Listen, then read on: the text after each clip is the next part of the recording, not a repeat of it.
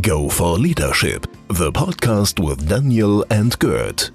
Hello and welcome to today's show. I have with me Manujs Aggarwal from Canada, and it's a real pleasure to have you in our show today, Manu.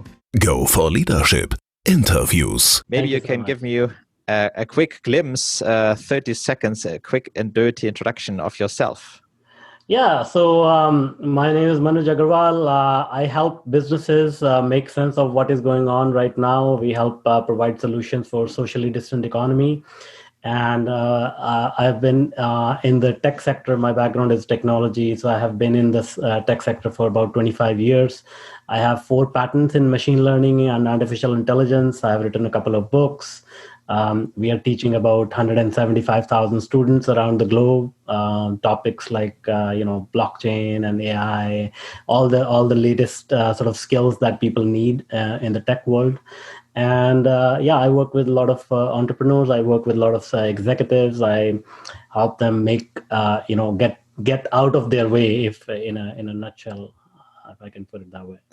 Awesome. I was reading through your CV, and it's quite of a book already to tell what you have achieved so far. So it was a real honor speaking to you today.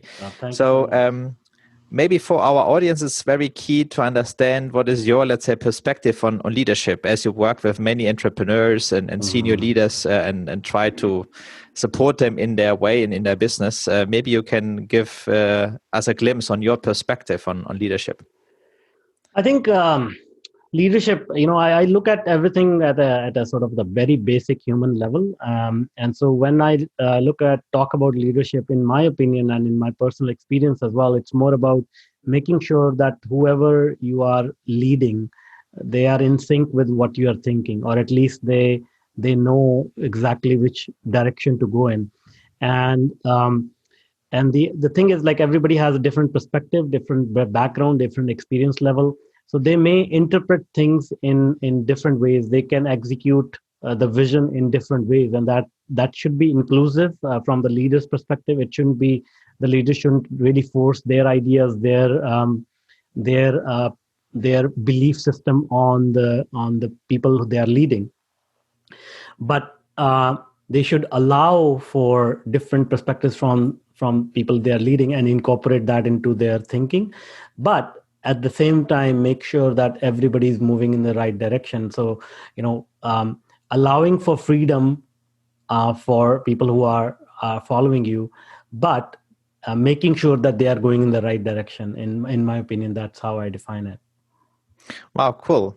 So let me quickly jump into that topic. So how do we achieve that? On the one hand, to give this flexibility and freedom, and I think that we all try to somehow give, also using the new methods, as let's say, of new work, new leadership. It's all about, let's say, bringing, let's say, to use the best word, agility to the teams. But how do you give them guidance, and how do you mark guardrails on the way as well to move, let's say, them into a certain direction and not having, let's say, moving them like stars all over the place? Sure. So it's never perfect. When we are dealing with humans, and especially with a group of humans, it's never easy because there are so many other emotional sort of challenges that come into the picture, ego being one, but the right, the way that I approach it is, in life, if you want to achieve big things, it's more about putting the focus on the 20% of the things that will get you 80% of the results. In most cases, people do the opposite. They put 80% of their effort in and get 20% of the result. So the first thing is get clarity, clarity on what we are trying to achieve, how we are going to achieve it, and communicate it very clearly to the team, and let the team ask questions that if they're not clear on what the objective is. So the objective for a business could be to make money, but that is sort of that is not the only objective. So if we can break it down into smaller objectives, okay, this week we want to achieve, 5,000 signups. Okay, so that is the objective for this week. Here are my ideas. What are your ideas, right? So the leader needs to come up with some solutions. We can't just say, okay, we need 5,000 signups. Okay, go, figure it out. we need to say, okay, these are my ideas. Let's sit down, let's brainstorm. You tell me your ideas, and then based on merit, we will prioritize those ideas, and then you guys are free to execute on your own. Or if you need support, you can get support from another team member, or if you need support from me, I can provide you support. But these are the objectives we are going to be hitting, and I'm going to let's say 5,000 signups is needed for 1 week, so that means 1,000 per day. So let's check in tomorrow and see how far we are in that objective, 1,000. And if we are exceeding the objective, we are doing something good. So, let's keep going.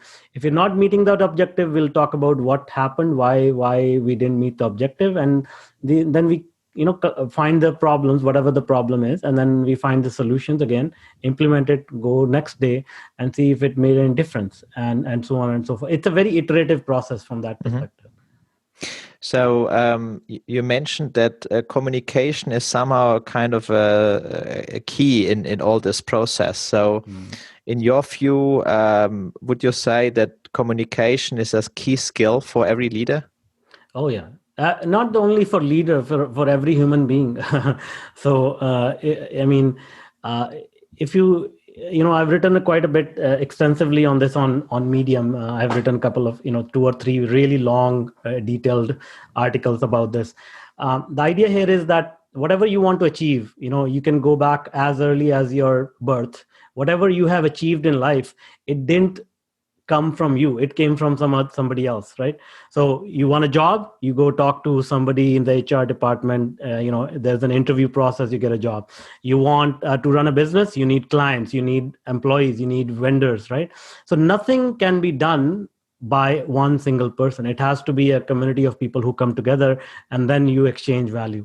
So if we realize that fundamental truth, then the only way to achieve what you need is from other people, and the only way to make that happen is to communicate with them. If we cannot communicate, we're not gonna get too far, because in our mind we can think all we want, that we are super successful, but if we cannot get it out of my mind and then put it in front of other people and say, hey, what do you think about this? You want to participate in this? Do you want to contribute to this?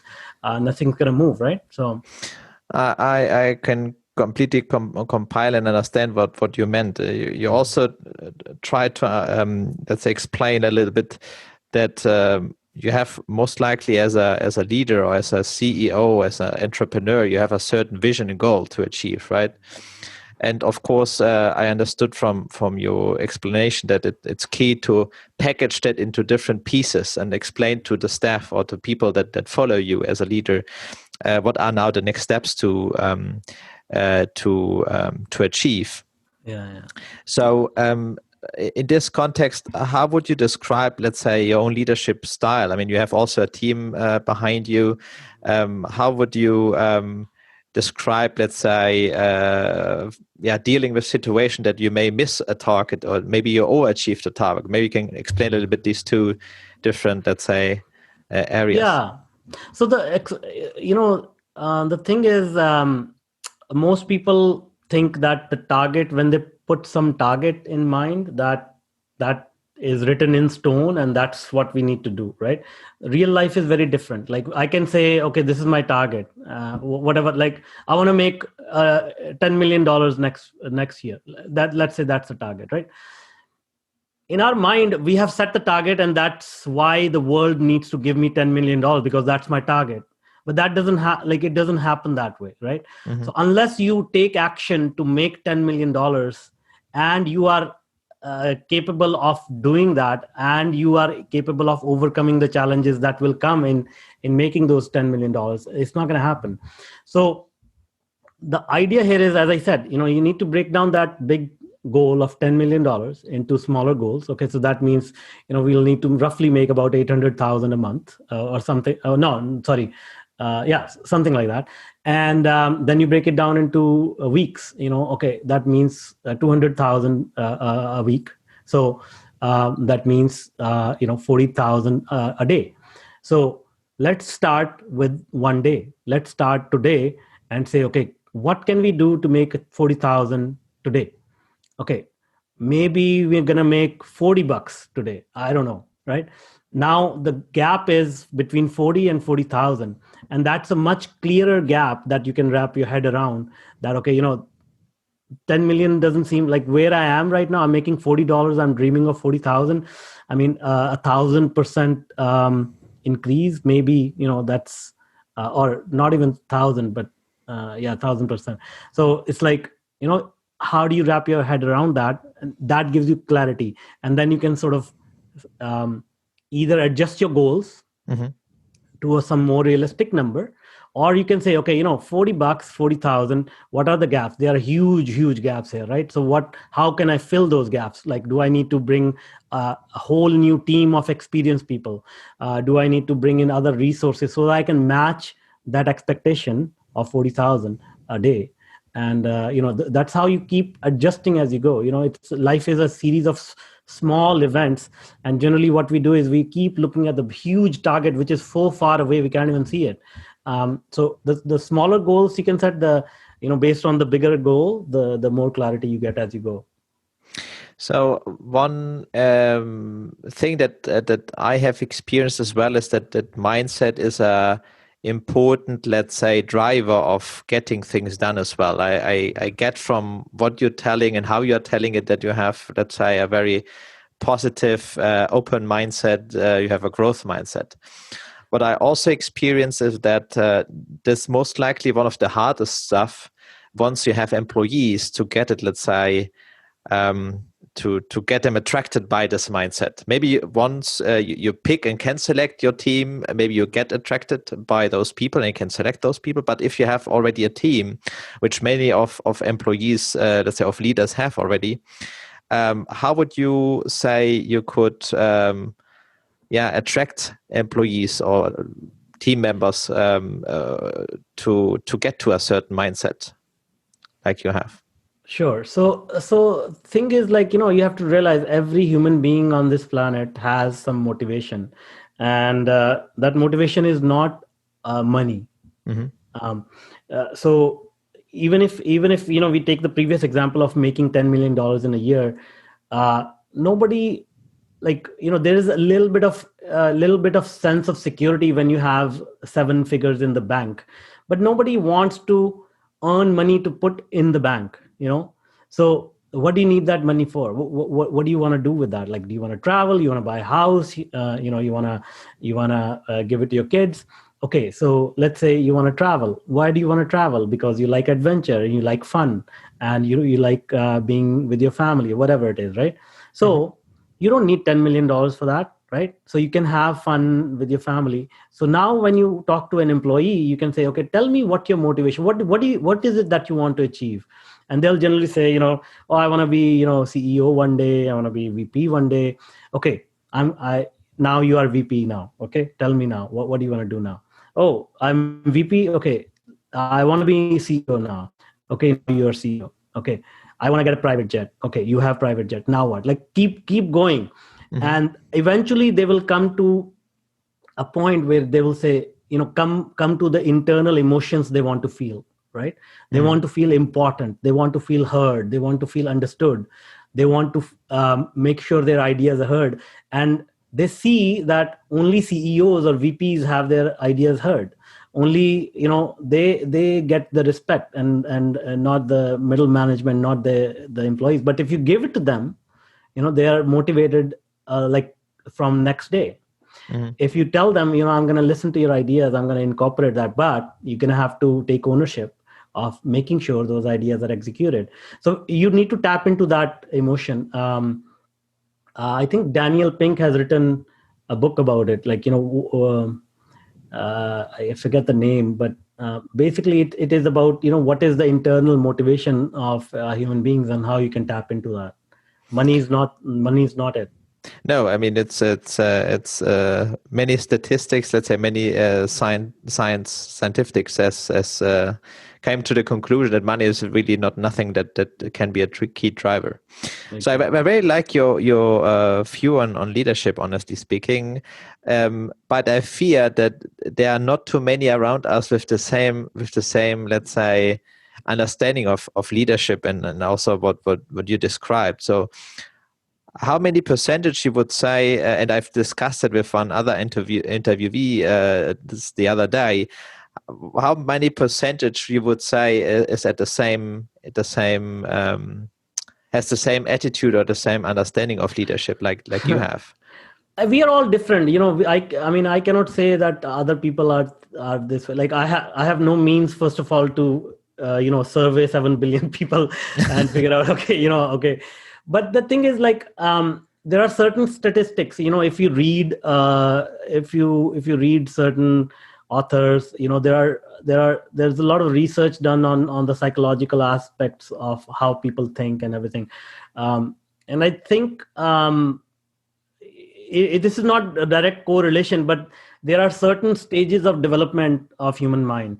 And according to some statistics, there are 4 to 5% of people who are, at the upper range. And again, I'm sharing these statistics not to say I'm in that range, but there are 4 to 5% of people who can, really put aside their ego and sort of focus on the realities of life. And I'm still a work in progress. I still get angry, at people, at myself. I still think, I still make a lot of mistakes. So it's not like, I have, like I have achieved some like hidden knowledge that other people don't have access to. But it's just a continuous process of working on yourself and keep trying to improve yourself. Mm-hmm. So maybe you can tell us a little bit also when you started, let's say, your career as a leader. How did you started to, let's say, gain or came to all this knowledge or conclusion that you now have as an experience? It's again, I will repeat the same thing, and maybe, you'll find it boring. I'm saying the same exact thing again and again. It's about human relations. So the more human relations you can build and get feedback from people you are working with, some people will say, "Are you crazy, man?" Like, and then you can say, "Okay, why did that person call me crazy?" Rather than thinking you are crazy, you need to say, "Okay, I must have said something which they said, this is crazy. And so what is that? Let's figure that out."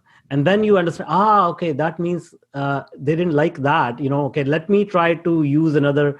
A very good example, okay, as I was explaining this, a good example is you should study how stand-up comedians do their work. Okay, so stand-up comedians, they write jokes, but the good ones you see on TV, and we think they're always funny, man. Like, how can this guy or gal come up with so many jokes that are so funny?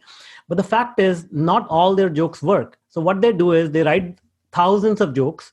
They go to all these, small little comedy houses, and they test their jokes. And some jokes will work, some jokes will not work.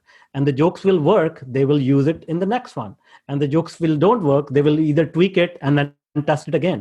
So it's a continuous process of testing, and you employ that in your personal life, in your professional life, and slowly you start to see, okay, all the pieces start to fall into place as you get more and more and more feedback. So I think this is a great ideology as well for our listeners. So maybe also to switch gears a little bit, I'm sure you have traveled also the globe and you have experienced different culture. Would you say that the leadership style varies from culture to culture? Oh yeah, totally.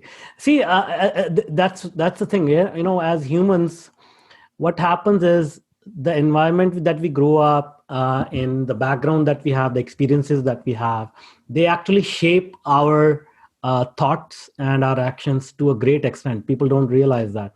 So it's very easy to tell, after such a long time working with people from different parts of the world, within 5 to 10 minutes where they're coming from, like which country or region of the world they belong to and all that. It's kind of interesting to see when you work with yeah.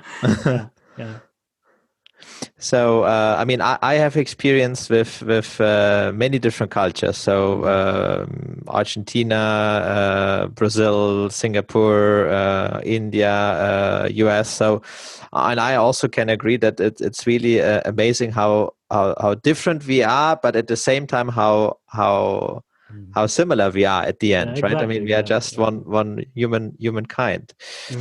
So. Let me kind of come to the one of the last question I want to ask you. If you ask yourself, or if you put your shoes in the younger Manu, how advice would you give to yourself? Well, I'll say, there's nothing to worry about. Everything's gonna be fine. Because I used to worry a lot, and I still worry a lot, but not as much. Perfect. I like that. So trust in yourself at the end, right? And there will be a good outcome. Not even trust in yourself, just trust life. Everything is going to be fine. As long as you keep doing what you enjoy doing, everything's going to turn out fine.